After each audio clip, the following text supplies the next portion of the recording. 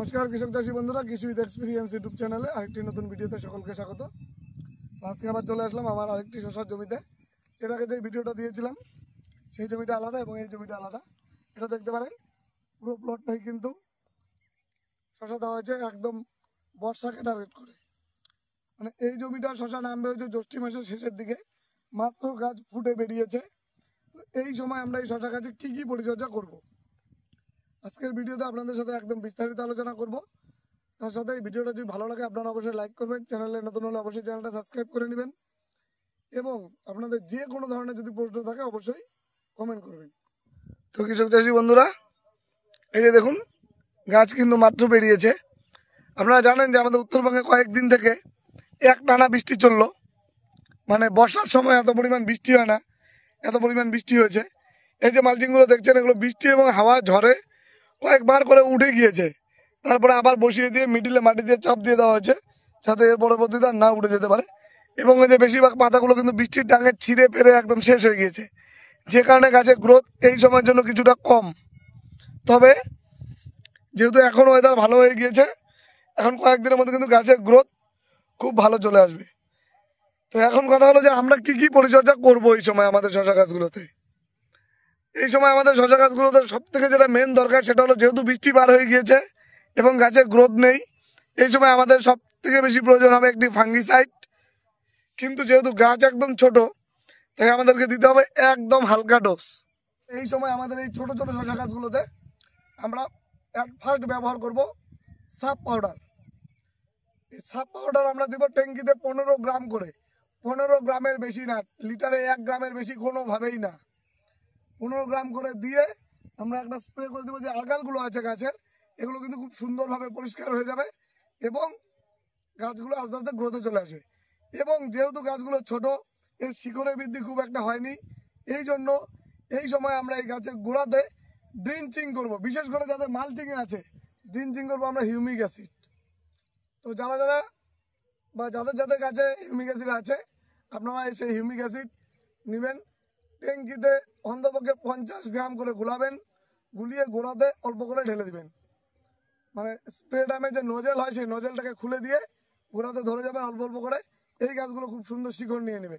কারণ বিশেষ করে আমাদের উত্তরবঙ্গে যে চাষিরা আছেন তাদের গাছের কিন্তু অবস্থা এবছর খুব খারাপ, কারণ এত পরিমাণ বৃষ্টি এবং ঝড় গিয়েছে গাছের উপর দিয়ে, গাছ মানে সহ্য করতেই পারছে না। আমার গাছগুলোর অবস্থা খুব একটা যে ভালো সেটাও না।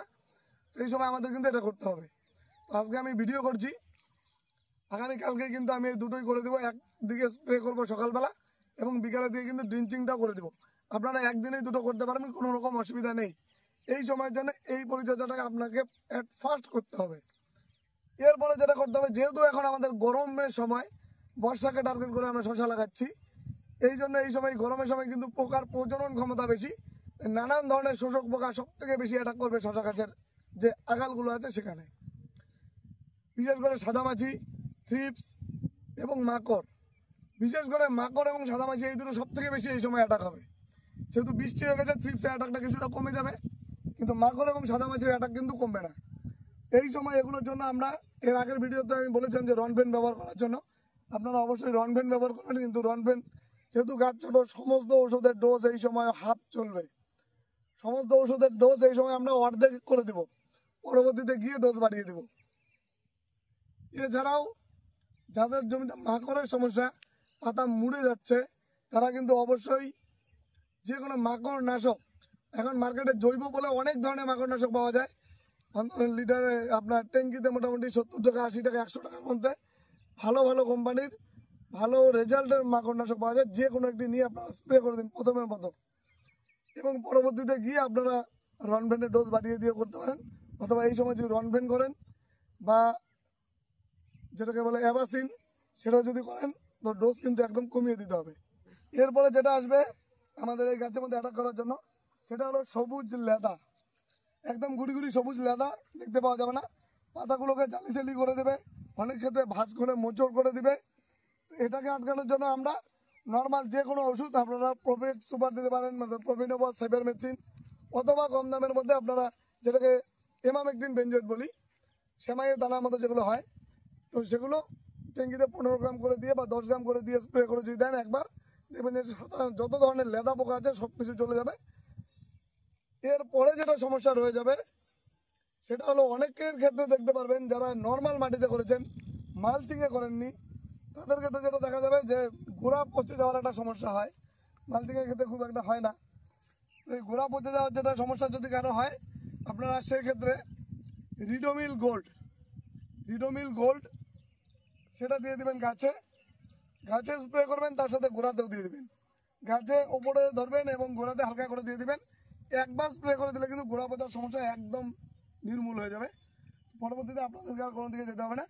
এবং এই সময় ম্যাপ পোকার কিন্তু উৎপাতটা বাড়বে। তো আপনাদেরকে যে এমামেকটিন বেঞ্জয়েটের কথা বললাম, এটা EM1 হতে পারে বা এমবস হতে পারে, অনেক নামে পাওয়া যায়, ভলগা। তো যেই কোম্পানিরই আপনারা নেন সেটা দিয়ে একবার যদি স্প্রে করেন ম্যাপ পোকা থেকে কিন্তু রেহাই পেয়ে যাবেন। তো মোটামুটি প্রথম দিকে যে পরিচর্যাগুলো সেগুলো আজকে আপনাদের সাথে শেয়ার করলাম। এবং আমার এই যে জমিটা আছে দেখতে পারেন এখানে 4 প্লটে করা আছে শশা, মানে একটা পরে একটা নেমে যাবে। যেমন এই দুটো প্লট এক ফার্স্ট নামবে, তারপর একটা নামবে, তারপর আরেকটা নামবে। তো এইভাবে 4 প্লটে করা আছে এবং বৈশাখ মাসের শেষের দিকে বা জ্যৈষ্ঠ মাসের প্রথম দিকে নামবে। আগের যে ভিডিওটা দিয়েছিলাম সেই জমিটা নেমে যাবে। তো আপনারা টার্গেট করবেন যে একবারে বেশি করে না করে অল্প অল্প করে করার জন্য, যাতে বাজারটা ভালো বাজারটা যাতে ধরা যায়।